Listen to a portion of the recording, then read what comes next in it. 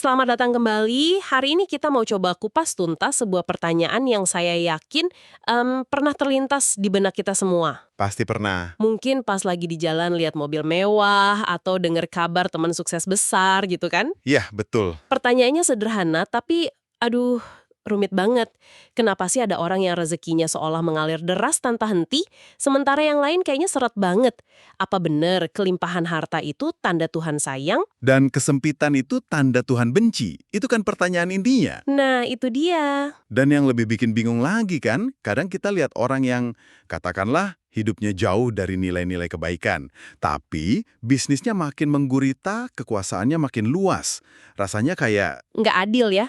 persis, rasanya dunia ini nggak adil. Nah, sumber kita hari ini, Al-Quran, punya jawaban yang sangat berlapis dan terus terang cukup menantang cara berpikir kita pada umumnya.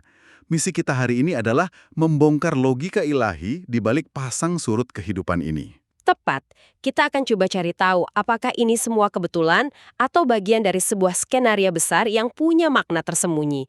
Dan kita akan bertemu satu konsep yang mungkin agak meresahkan tapi penting banget. Istidraj. Sebuah kenikmatan yang ternyata adalah jebakan. Betul. Jadi yuk kita coba bongkar ini. Oke, mari kita mulai dari fondasinya.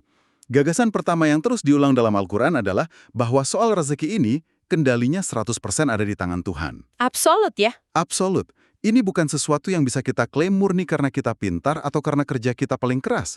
Ada otoritas mutlak di baliknya. Betul! Dan Al-Quran itu menggunakan pilihan kata yang sangat spesifik untuk menggambarkan ini. Ada dua kata kerja yang sering muncul berdampingan. Yapsutu, Yapsuto, oke. Assalamualaikum, Hmm? dan yakdiru. Yapsutu itu artinya melapangkan, membentangkan seluas-luasnya, kayak membentangkan karpet gitu. Wah, luas sekali berarti ya. Betul, sementara yakdiru itu artinya menyempitkan, membatasi, atau memberi sesuai takaran yang pas. Penggunaan dua kata ini menunjukkan ini bukan sistem otomatis. Ini tindakan aktif. Jadi sadar dan berkelanjutan dari Tuhan. Dia yang memutar kerannya gitu ya. Tepat sekali. Di titik inilah kita sebagai manusia sering terpeleset. Ada ayat yang menurut saya luar biasa, karena seakan-akan memotret langsung apa yang ada di kepala kita. Ini dari surat Al-Fajr ayat 15 dan 16. Saya bacakan ya. Fa'ammal insanu idza mabtalahu rabbuhu fa'akramahu wa na'amahu fayaqulu rabbi akraman wa amma idza mabtalahu faqadara alaihi rizqahu fayaqulu rabbi ahanan. Terjemahannya, adapun manusia apabila Tuhannya mengujinya, lalu dia memuliakannya dan memberinya kesenangan, maka dia akan berkata, Tuhanku telah memuliakanku. Adapun bila Tuhannya mengujinya, lalu membatasi rizkinya, maka dia berkata, Tuhanku menghinakanku. Dengar gak gimana ayat itu langsung ke jantung persoalan? Langsung, ya. Ini seperti diagnosis psikologis yang sangat akurat. Kita secara naluriah mengukur cinta Tuhan pakai meteran duniawi. Dikasih banyak, oh Tuhan sayang sama saya. Dikasih pas-pasan, wah Tuhan lagi benci sama saya.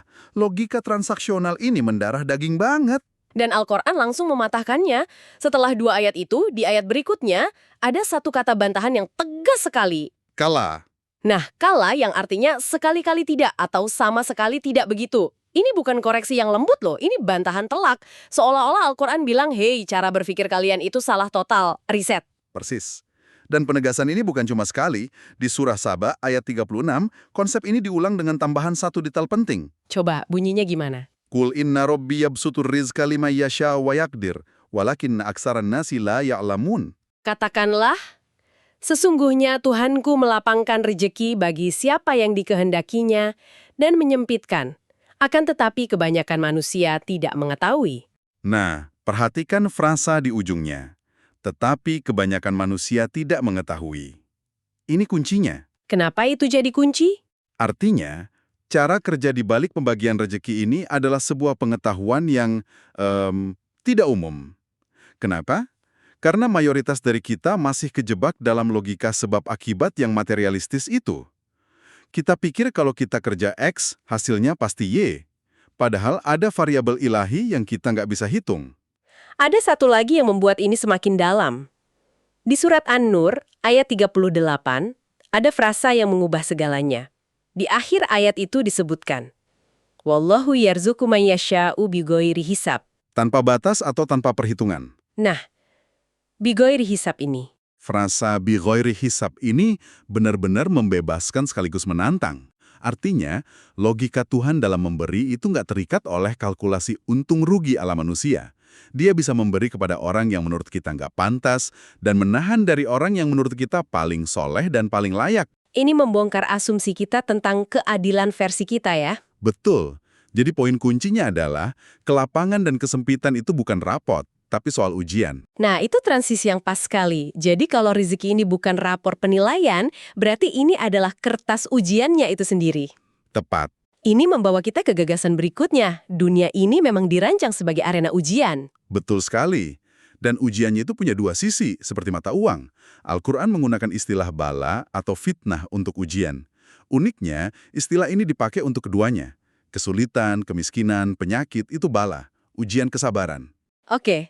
Tapi kelapangan, kekayaan, kesehatan juga bala, ujian kesyukuran.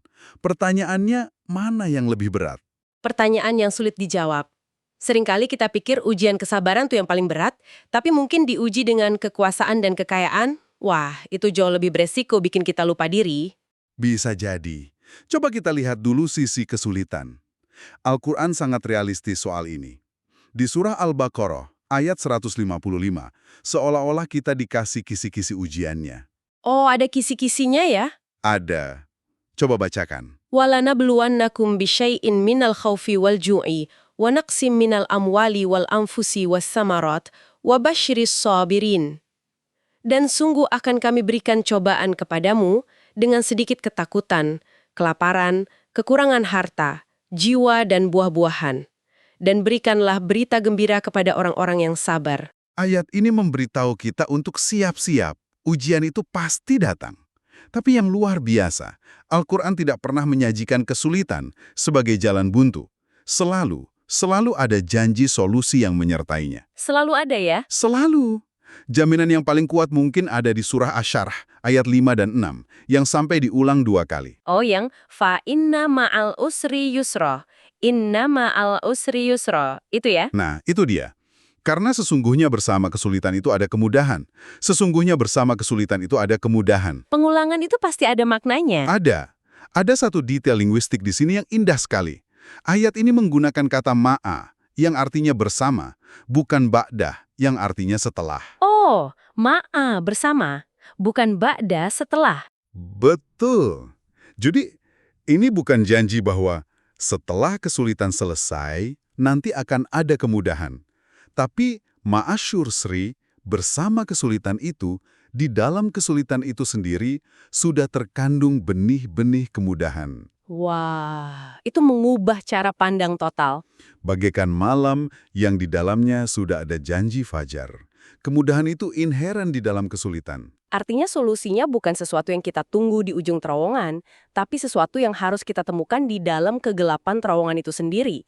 Dan ini berlaku juga kan untuk soal rezeki yang sempit, ada janji yang spesifik. Ada. Di surah At-Talaq, di ayat ke-7, ada janji yang sangat lugas. Saya ja'alallahu ba'da usrin yusra. Artinya, Allah kelak akan memberikan kelapangan sesudah kesempitan. Ini janji yang menenangkan, bahwa fase sulit itu nggak permanen. bagian dari siklus saja. Bagian dari sebuah siklus yang lebih besar dalam skema ujian ilahi. Oke, ujian kesabaran saat sulit, itu katakanlah lebih mudah kita pahami logikanya. Sekarang kita masuk ke bagian yang paling membingungkan, bagian yang tadi kita singgung di awal. Skenario sebaliknya. Betul, seseorang yang hidupnya jelas-jelas melanggar aturan Tuhan, korupsi, menzolimi orang, tapi kok ya hidupnya makin jaya, hartanya nambah, jabatannya naik, keluarganya kelihatan harmonis. Apakah ini juga nikmat? Nah, disinilah Al-Quran memperkenalkan konsep yang tajam dan jujur saja cukup membuat merinding. Istidraj. Istidraj. Betul. Kata ini perlu kita pahami akarnya. Ia berasal dari kata darojah. Darajah itu tangga ya? Tepat. Anak tangga, tingkatan, atau selangkah demi selangkah. Jadi secara istilah, istidraj itu sebuah hukuman yang dikemas dalam bentuk kenikmatan. Allah membiarkan seseorang menaiki tangga kesuksesan duniawi. Tapi setiap anak tangga yang ia naiki, itu justru membawanya selangkah lebih dekat ke jurang kebinasaan. Jadi ini semacam penangguhan hukuman di mana dia sengaja dikasih nikmat biar dosanya makin numpuk. Tepat sekali. Dan bagian paling bahayanya adalah dia sama sekali nggak sadar. Dia mengira itu semua adalah berkah. Ada ayat kunci yang menjelaskan mekanisme ini di surah Al-A'raf ayat 182. Bunyinya, وَالَّذِينَ كَذَّبُوا بِآيَاتِنَا سَنَسْتَدْرِجُهُمْ مِنْ حَيْثُ لَا يَعْلَمُونَ. Dan orang-orang yang mendustakan ayat-ayat kami, nanti kami akan menarik mereka dengan berangsur-angsur ke arah kebinasaan, dengan cara yang tidak mereka ketahui. Nah, frasa min haitsu la ya'lamun, dari arah yang tidak mereka ketahui, ini yang paling mengerikan. Waduh, itu yang ngeri ya. Artinya, orang ini merasa sedang diberkati, merasa di atas angin, padahal dia lagi digiring perlahan menuju kehancurannya sendiri. Dia merasa aman, padahal sedang berada di tepi jurang. Tepat. Pola pikir orang yang terjebak dalam istidraj ini bahkan digambarkan dengan detail di dalam Al-Quran. Seolah-olah kita bisa dengar isi kepala mereka. Coba kita lihat surah Al-Mu'minun, ayat 55 dan 56. Ayasabuna annama numidduhum bihi mimma liwabanin, nusari'u lahum fil khairat, balla yash'urun. Terjemahannya, Apakah mereka mengira bahwa harta dan anak-anak yang kami berikan kepada mereka itu berarti bahwa kami bersegera memberikan kebaikan-kebaikan kepada mereka? Tidak. Sebenarnya mereka tidak sadar. sebenarnya mereka tidak sadar. Lagi-lagi kata kuncinya, ketidaksadaran. Mereka hidup dalam ilusi ya. Ilusi. Bahwa kesuksesan material adalah bukti cinta Tuhan. Mereka nggak sadar bahwa itu semua cuma umpan. Pembiaran agar mereka semakin tenggelam dalam kelalaian. Ada ayat lain yang lebih belak-belakan lagi soal tujuan dari pembiaran ini. Di surah Ali Imran ayat 178, tujuannya diungkap tanpa basa-basi. Innama numli lahum liyazdadu ithma, walahum adzabun muhin. Sesungguhnya kami memberi tangguh kepada mereka hanyalah supaya dosa mereka bertambah dan bagi mereka azab yang menghinakan. Wah, Ini pernyataan yang sangat keras. Bahwa Allah dalam skenario tertentu membiarkan seseorang terus dapat nikmat duniawi justru agar catatan dosanya semakin penuh. Supaya saat hukuman itu datang, dia benar-benar nggak punya alibi lagi. ini memunculkan pertanyaan yang sangat praktis bagi kita semua dong. Kalau begitu, bagaimana cara membedakannya? Saat kita sedang menikmati kesuksesan, rezeki lancar, promosi jabatan, gimana kita tahu ini nikmat yang harus disyukuri atau ini istidraj yang menakutkan itu? Nah, ini pertanyaan bagus banget. Apa ada semacam tes litmusnya gitu? Ada. Jawabannya, menurut para ulama yang menafsirkan ayat-ayat ini, terletak pada dampaknya terhadap hubungan kita dengan Tuhan. Tes litmusnya sederhana. Apakah nikmat yang datang ini membuat kita makin bersyukur, makin rendah hati, makin taat, dan makin dekat dengannya? Atau sebaliknya? Atau sebaliknya, nikmat ini justru membuat kita makin sombong, makin lalai sholat, makin pelit, dan semakin merasa, ini semua karena kehebatan saya. Jawaban dari pertanyaan itulah yang membedakan antara nikmat sejati dan jebakan istidraj. Jadi, indikatornya bukan pada nikmatnya itu sendiri, tapi pada respons hati kita terhadap nikmat itu. Itu masuk akal. Tepat. Oke, jadi setelah kita mengupas semua ini, rasanya gambaran besarnya mulai terlihat. Kita mulai dengan kebingungan soal rezeki. Dan ternyata jawabannya adalah sebuah pergeseran paradigma total. Betul. Pertama, rezeki itu murni ketetapan dan kendali Tuhan. Lapang atau sempitnya adalah instrumen ujian, bukan label status mulia atau hina.